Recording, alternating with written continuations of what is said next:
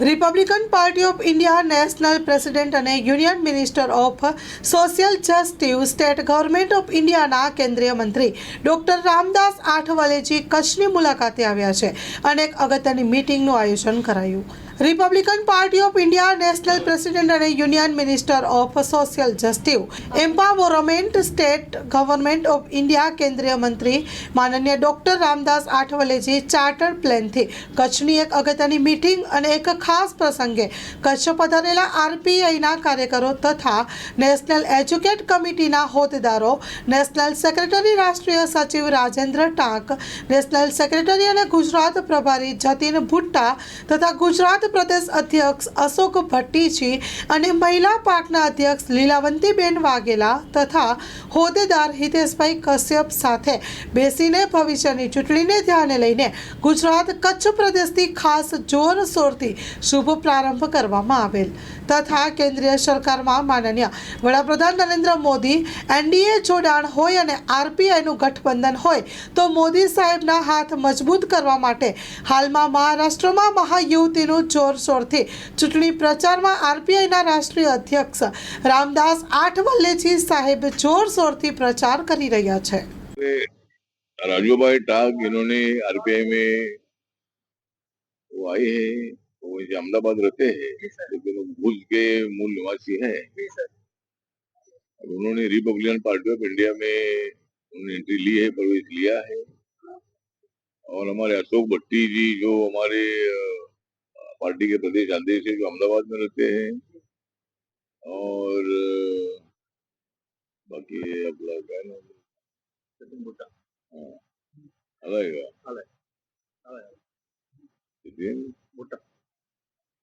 हमारे और जतीन भुट्टा ये हमारे गुजरात के प्रभारी हैं. और हमारी लीलाबेन वाघेला ये हमारी महिला विंग की अध्यक्षा भी है. और यहाँ मुल्टीबेन महेश्वरी जो यहाँ की विधायक एमएलए है. और अमित अरोरा जी जो district collector, district magistrate collector है. सागर बटमार जी है जो यहाँ के एसपी है. और सोशल वेलफेयर के अधिकारी है, उनके साथ हमारी मीटिंग हुई. और आज मैं इधर आया था, हमारे भरत भाई बलसारा जो यहाँ के मूल निवासी है. और हमारे जो मित्र है जय बलसारा जो मेरे साथ हमारे एडिशनल ये थे भूषी भाटी जो राजपूत के रहने वाले हैं, वो मतलब उनके भी मित्र है. तो आज यहाँ भरत भाई बलसारा का जो सन है विशाल और उनकी जो डॉटर है मित्तल तो इनका शादी का निमंत्रण हमको मिला था और उन्होंने बहुत आग्रह किया था कि हमने शादी में आना ही चाहिए. ऐसा महाराष्ट्र के चुनाव में मैं बिजी था और महाराष्ट्र में महायुति जो नरेंद्र मोदी जी के नेतृत्व में काम करती है और महाविकास आघाड़ी जो है ये मतलब सभी पार्टियों का इंडिया का गठबंधन है. तो दोनों में मतलब चुनाव में बहुत बड़ा संघर्ष है. लेकिन इस वक्त हमें काफी सफलता मिलेगा ऐसा हमें पूरा विश्वास है, क्योंकि लोकसभा के चुनाव में राहुल गांधी और कांग्रेस पार्टी ने संविधान दिखा कर लोगों को गुमराह करने का काम किया था. लेकिन उसका इम्पैक्ट गुजरात में तो नहीं हुआ था. गुजरात में 26 सीटों में सिर्फ 25 सीट उनको आई थी. एक सीट खाली मतलब हार गई थी. 2019 में 26 की 26 सीट आई थी. 2014 में भी 26 की 26 सीट आई थी. और नरेंद्र मोदी जी का नेतृत्व सबका साथ सबका विकास वाला है. नरेंद्र मोदी जी का विजन 2047 तक देश को ऊंचाई तक पहुंचाना है. नरेंद्र मोदी जी ने विकास की भूमिका लेकर उन्होंने देश का 10 सालों में बहुत बड़ा विकास किया है. तो इसी तरह अभी जो 2024 में इस योजना का फायदा लेने वाले 10 स्टूडेंट यहाँ थे, तो ऐसी भी जानकारी हमको मिली है. लेकिन मेरे मंत्रालय ये स्कीम ओवर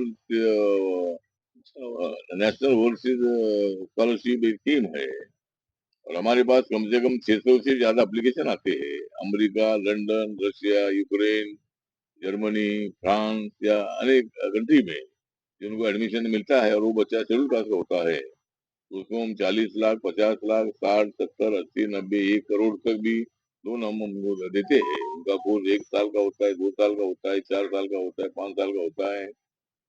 लेकिन अभी हम खाली 125 स्टूडेंट को ही मतलब अभी वो स्कॉलरशिप देते हैं, लेकिन उसमें बढ़ोतरी करने की मांग है। इस वक्त हमने ऐसा निर्णय लिया था कि 125 लोगों को तो हमने स्कॉलरशिप दी, लेकिन बाकी के जो बच्चों ने जिनको एडमिशन मिला है उनके लिए मतलब लोन की स्कीम तैयार हमने की है।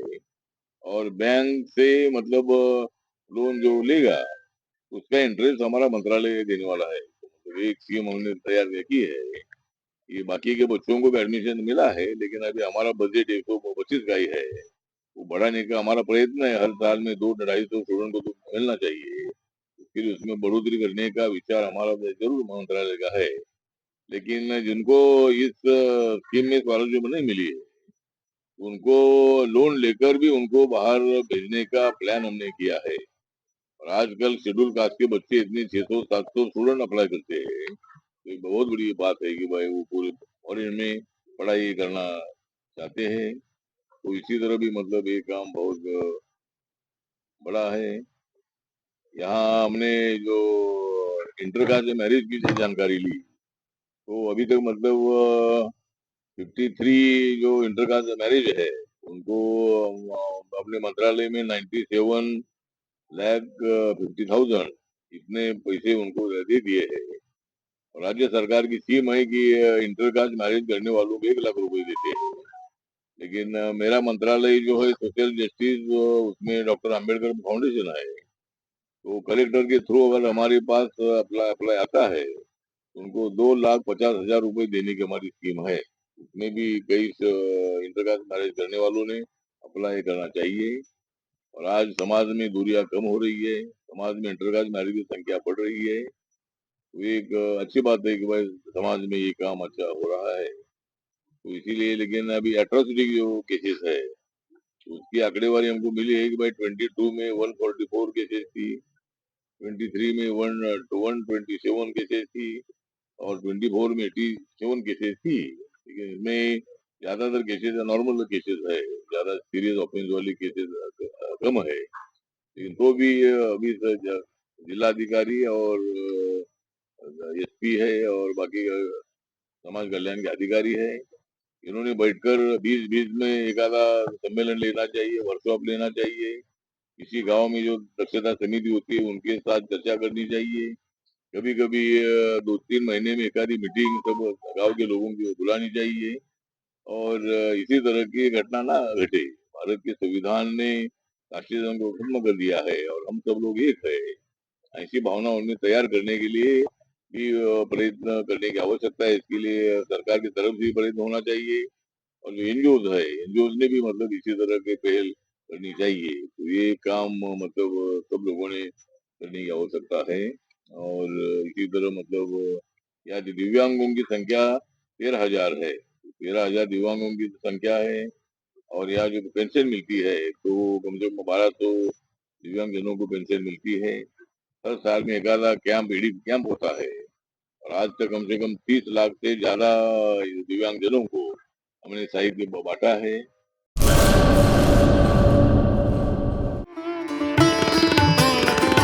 રાપર તાલુકા શહેર અને ગામની તમામ જાહેર જનતાને જણાવવાનું કે રાપર શહેરની મધ્યે મોહનકુંજ એપાર્ટમેન્ટ, સલારી નાકા પાસે સંજીવની હોસ્પિટલ ખાતે જનરલ હાડકાની સારવાર અને ચામડીના રોગોની સારવાર કરવામાં આવે છે.